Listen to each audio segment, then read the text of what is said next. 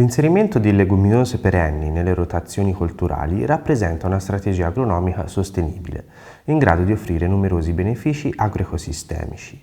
Tra i principali vantaggi si annoverano il miglioramento della fertilità del suolo grazie alla fissazione biologica dell'azoto atmosferico, la riduzione del fabbisogno di fertilizzanti di sintesi e il contenimento delle infestanti attraverso la copertura permanente del terreno.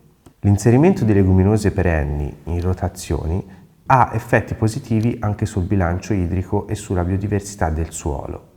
Infatti, l'apparato radicale profondo di queste specie migliora l'infiltrazione dell'acqua e la stabilità del terreno, riducendo l'erosione e aumentando la capacità di trattenere l'umidità.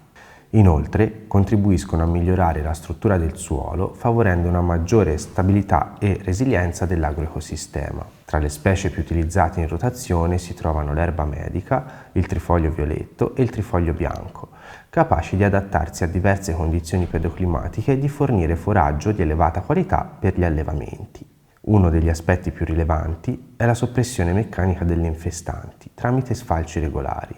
Il taglio delle leguminose perenni, infatti, oltre a fornire foraggio, impedisce alle infestanti di compiere il ciclo riproduttivo, riducendo la produzione e la dispersione dei semi.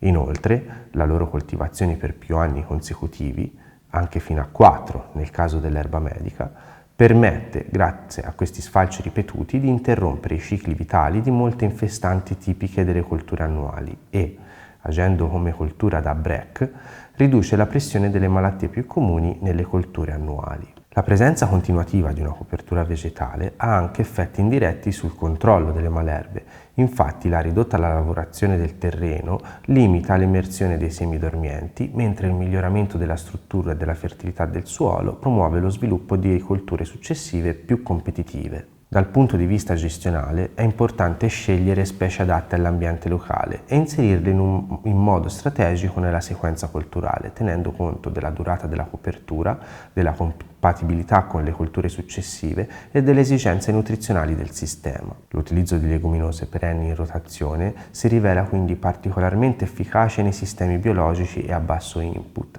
ma può essere vantaggioso anche nei contesti convenzionali, contribuendo alla riduzione dei costi di produzione, dell'utilizzo di erbicidi e all'incremento della sostenibilità ambientale.